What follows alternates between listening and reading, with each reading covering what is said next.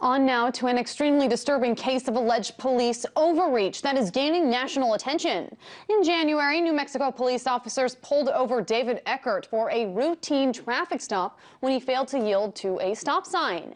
Now, according to a lawsuit filed by Eckert's attorney, the officers then asked him to get out of the car, which he complied with.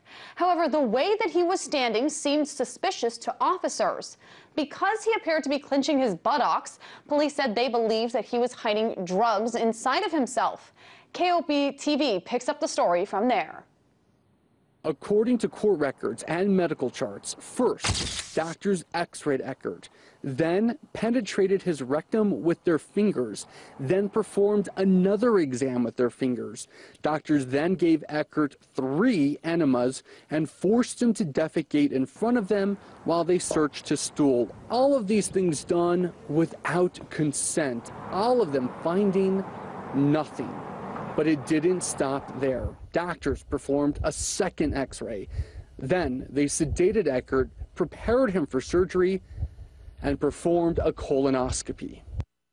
Perhaps the most disturbing part of this story is that doctors came up empty-handed. No drugs were ultimately discovered. Now David Eckert is suing the Deming Police Department. For more, I spoke to his attorney, Joseph Kennedy. Here's what he had to say.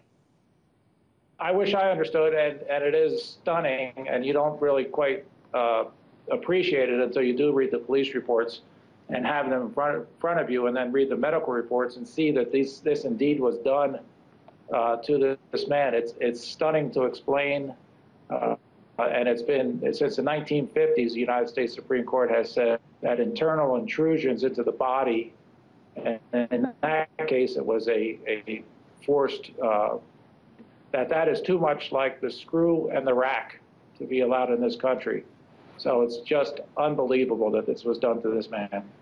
Now, as I understand it, the warrant that they had actually expired at 10 p.m., but doctors still performed the colonoscopy and other procedures after that. Was that legal? And I also heard, and I was hoping that you could clarify something on this, is that the warrant wasn't valid in the county where the hospital was that performed these exams? The officers essentially went hospital shopping. Now, the county, they did move them from county to county. That is not really the huge issue, but they did go hospital shopping. Is this an isolated incident? Do you have any cases that you know of where this has happened before? Well, we're concerned about this issue. We're particularly concerned about it at the border. There's an ACLU. The ACLU has a client who was given a colonoscopy by Border Patrol crossing the border in El Paso.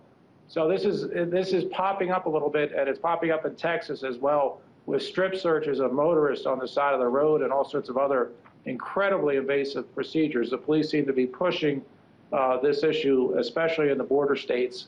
And this area of New Mexico is very close to the Mexican border, and the officers involved in this are part of a task force. The station also reported that another man, Timothy Young, experienced a similar ordeal after he was stopped for turning without a proper signal. He was reportedly pulled over by the same exact K-9 unit, taken to this Gila Regional Medical Center and subjected to x-rays of his abdomen area and also an anal exam. And again, no drugs were found. So I want to ask you 2 questions related to that. First of all, what should we make of the fact that this K-9 unit spotted narcotics wrongly? And second of all, what should we make of the Gila Medical Center that performed both of these allegedly? Well, as the first question, what we should make of it is this dog is much like a family pet.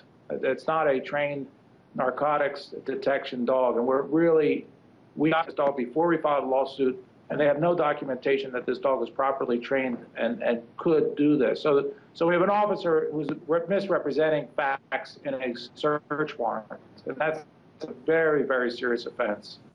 That was Joseph Kennedy, an attorney at Kennedy Law.